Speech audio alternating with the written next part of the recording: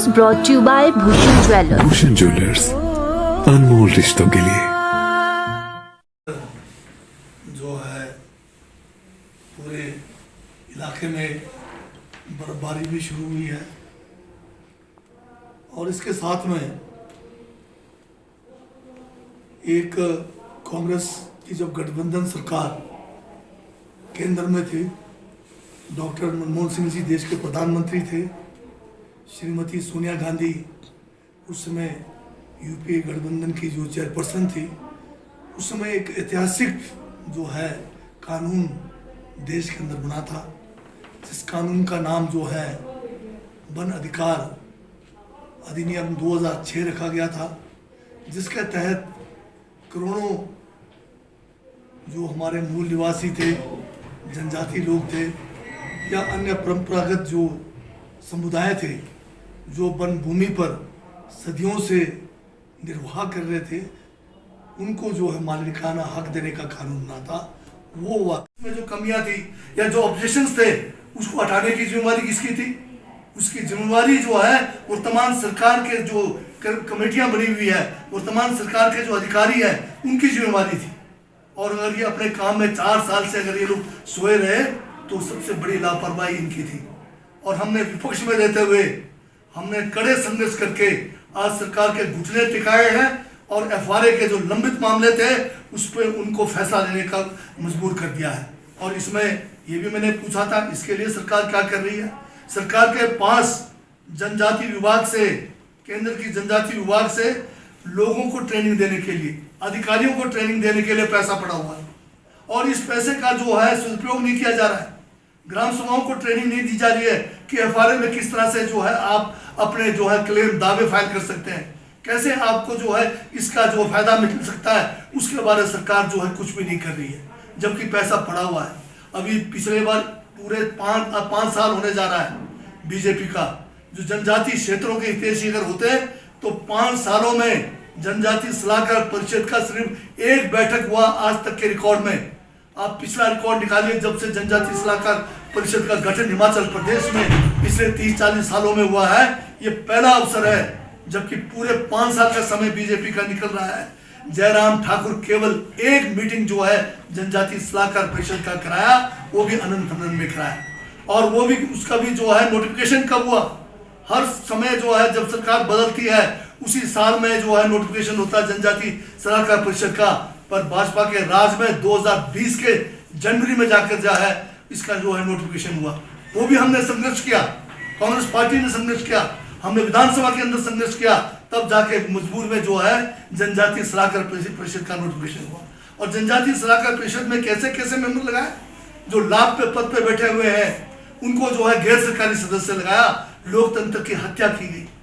लोकतंत्र को जो है इस बीजेपी के राज में हर कदम पर जो है इसका हनन किया गया लोकतंत्र। आज हम कांग्रेस के लोग खुश हैं इसलिए कि हमने जो दबाव बनाया, हमने जो संघर्ष किया एफआरए को लेकर, वो आज हमारा जो है काम आगे बढ़ता जा रहा है। आज जो ये गुमराह कर रहे थे सुप्रीम कोर्ट में, मैं आज भी दावे के साथ कहता हूं, ये छुटभैया मुझे बताएं कि एफआरए के ऊपर कहां सैंक्शन लगा था, कहां पर उसका स्टे लगा था, नो तोड़ के ऊपर कहां पर स्टे लगा हुआ है, ये आज बताएं हमें। और ये भी बताएं कि पिछले कल कब ये जब ये डीएलसी में फैसला हुआ, क्या वो स्टे सुप्रीम कोर्ट का हट गया? उसकी तारीख बताएं कब सुप्रीम कोर्ट का वो हुआ। तो कितना बड़ा झूठ साफ जाहिर होता है कि बीजेपी की जो संकीर्ण सोच के लोग हैं, आज मुख्यमंत्री को ये छुटभैये जो है धन्यवाद कर रहे हैं। इनको जो है एफआरए के तहत केसेस कैसे जो है अनुमोदित होते हैं उसके बारे में इनको जानकारी नहीं है, या लोगों को ये गुमराह कर रहे हैं। मुख्यमंत्री जो है इसमें कहीं भी किसी भी केस को सक्षम नहीं है डीसी को कहकर कि वो किसी को जो है व्यक्तिगत या सामूहिक रूप से एफआरए में किसी को जो है ये कानून में हक दिला सके। सबसे पहला जो इसमें है, जब तक ग्राम सभा अनुमोदन नहीं करेगी किसी भी व्यक्ति के लिए 50% से के क्वारम से, तब तक जो है आपको ये जो है केस सब डिवीजन वाले भी नहीं कर सकते, डीएलसी भी नहीं कर सकते। सबसे पहला जो है जो अनुमोदन होना है इस केस को, वो जो है ग्राम सभा में होना है। चाहे वो ग्राम सभा आपका वार्ड सभा है, चाहे आपका मोहल्ला सभा है, वहां से 50% के कॉरम से अगर केस किसी व्यक्ति का वहां से अनुमोदन होता है, तब जाकर सब डिवीजन लेवल पर उसके बारे में विचार किया जा सकता है, तब जाकर डीएलसी में उसके बारे में विचार किया जा सकता है। अन्यथा ग्राम सभाओं के बिना ये जो है ना किसी भी अधिकारी को या किसी भी कमेटी को, मुख्यमंत्री तो उस कमेटी के जो है सदस्य भी नहीं होते हैं। मुख्यमंत्री अगर इस किस्म की बात करेंगे, किसी डीएलसी में कहेंगे कि अमुक व्यक्ति को जो है ये जो है केस जो है उसके हक में किया जाए, तो मुख्यमंत्री के ऊपर भी जो है कानूनन जो है गलत तरीके से उसको जो है डीएलसी को या किसी कमेटी के ऊपर दबाव डालने का जो है मुकदमा बन सकता है। भाइयों ने गुमराह करना शुरू किया कि जो है फॉरेस्ट राइट्स का जो कानून है उसके ऊपर सुप्रीम कोर्ट का स्टे लगा हुआ है।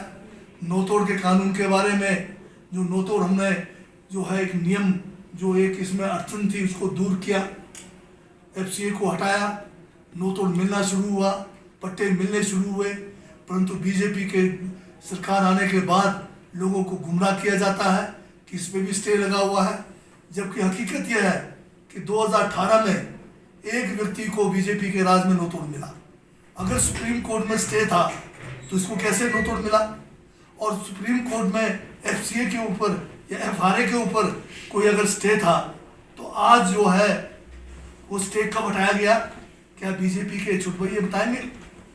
मेरा ये कहना है, मुझे इस बात की प्रसन्नता है कि कांग्रेस ने लगातार हम सब ने मिलकर संघर्ष किया और उसी संघर्ष के फलस्वरूप जो है आज भाजपा की सरकार को विवश होकर जो फॉरेस्ट राइट्स के केस है, जो केस लंबे समय से लंबित पड़े हुए हैं, डीसी के पास लंबित पड़े हुए हैं, डीएलसी में सब डिवीजन लेवल पर जो है एसडीएम के पास लंबित पड़े हुए हैं, उन केसों के ऊपर उनको गौर करना पड़ा है।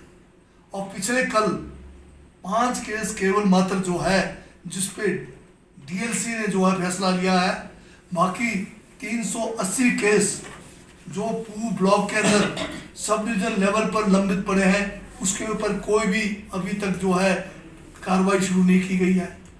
इससे ज़्यादा हजारों केस जो सब डिवीजन पू में या कल्पा में या निचार में एसडीएम लेवल पर सब डिवीजन लेवल पर बिना कोई उस पर कार्रवाई किए जो है वापस भेज दिए गए, बेरंग वापस भेज दिए गए, उसके ऊपर भी सरकार चुप है।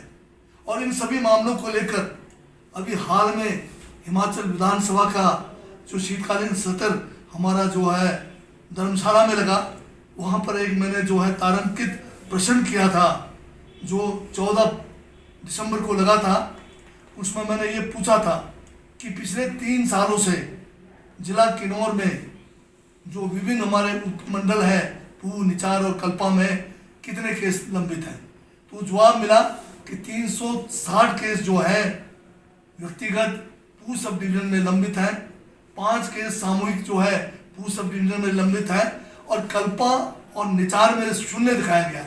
वो 0 इसलिए दिखाया गया है कि यहाँ पर बगैर किसी किस्म की कार्रवाई किए सब डिवीजन लेवल की कमेटी ने ये केस जो है पंचायतों को बिना किसी किस्म के उस पर टिप्पणी किए वो कहना चाहता हूँ कि यही बीजेपी की सरकार थी जिन्होंने 2008 में केंद्र सरकार से एक स्पष्टीकरण इस कानून के बारे मांगा था कि क्या ये कानून हिमाचल प्रदेश के जनजातीय क्षेत्रों में या जनजातीय लोगों को या अन्य समुदायों को जो है लागू हो सकता है, नहीं हो सकता है। और इसी स्पष्टीकरण में उनका पूरा समय निकल गया और जानबूझकर इस कानून को लागू नहीं किया गया।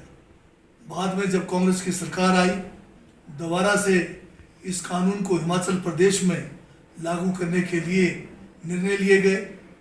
3000 से ज़्यादा ग्राम पंचायतें उस समय थी, सभी जगह पर इसको जो है फॉरेस्ट कमेटियों का गठन किया गया, लोगों को इस कानून के बारे में जागरूक किया गया, अधिकारियों को ट्रेनिंग दी गई और फिर दोबारा से इस बीच में बीजेपी की सरकार आई और फिर इस फॉरेस्ट राइट्स का जो कानून 2006 का है इसको बीजेपी ने फिर ठंडे बस्ते में डाला। हमने कांग्रेस पार्टी ने इस मुद्दे को लेकर पूरे हिमाचल प्रदेश में समय समय पर हमने जो है आंदोलन भी किए और विशेषकर जनजातीय क्षेत्र जिला किन्नौर में हमने इस मुद्दे को, ज्वलंत मुद्दे को जो है हमेशा 2018 जैसे बीजेपी की सरकार आई जब से इन्होंने इसको ठंडे बस्ते में डाल दिया, इसके ऊपर कोई गौर नहीं करना शुरू किया, तो हमने जन आंदोलन का मार्ग भी अपनाया। और मैंने स्वयं भी समय समय पर इस कानून को लेकर हिमाचल विधानसभा के अंदर, हिमाचल विधानसभा से बाहर भी किन्नौर कांग्रेस के साथ मिलकर, आपको याद होगा 2019 में नोतोड़ और फॉरेस्ट राइट्स को लेकर किन्नौर कांग्रेस ने पूरे किन्नौर के अंदर 1 महीना लगातार संघर्ष, किन्नौर के मुख्यालय रेकोंग पीओ के अंदर, पू के अंदर और निचार के बाबा नगर के अंदर जो है किन्नौर के हजारों कार्यकर्ताओं ने जो है इस आंदोलन में भाग लिया। सरकार को चेताया कि इस कानून को ठंडे बस्ते में ना डाला जाए। इस कानून का फायदा जो है जनजाति लोगों को या अन्य जो लोग, जो समुदाय हैं जिनको इस कानून के तहत फायदा या मुफाद मिलना है, उनको दिया।